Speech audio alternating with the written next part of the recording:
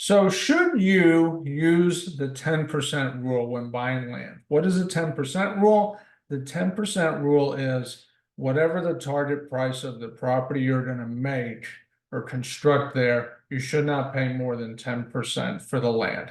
I will tell you right now, that is not great advice. Now, so before, oh my gosh, oh my God, how could you say that? Well, it's because mathematically it doesn't make sense.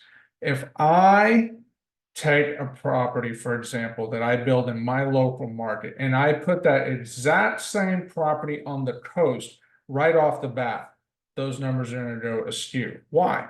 Because to create the same property in a coastal market with codes for construction that just that alone would change the price because there's stricter requirements when you're going to build by the ocean, well, hurricanes and that sort of thing. Okay. And then people that build are generally charge more. Why? Because properties are higher valued. In general, when the prices of the properties go up, people tend to charge more to build in those areas. Okay, that's just the way it is.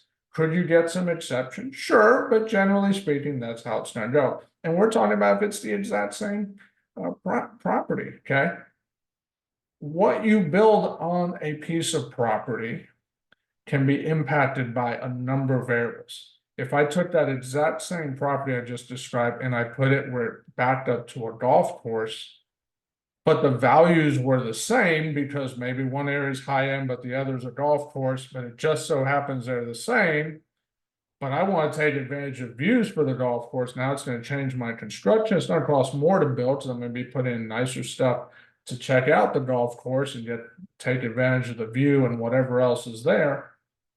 It's going to impact things. In fact, the reality is what we do is we actually reverse engineer it.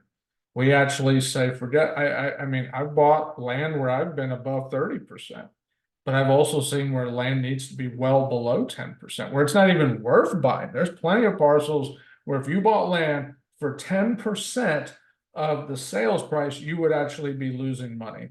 You would be losing money before you even bought the thing. Okay, so it's just not going to be a hard, fast rule. What you got to do is take the target price, reverse engineer it back out, your profits, the realtors, contractor fees, and whatever is going to be involved in that project, because every project is different, and you will come to what you can realistically pay so you have an acceptable net profit in a worst case scenario. When you look at what's my acceptable net in a worst case scenario, I assure you it's going to throw the 10% rule out the door. You might be higher than it. You might be a good bit above it because of the ratios, but you could be well below it. And I promise you, you will find properties that if they gave it to you, they would have to pay you to take the project on. Okay. So reverse engineer from the end goal with the product, with the appropriate cost. That's how you determine what to pay for land.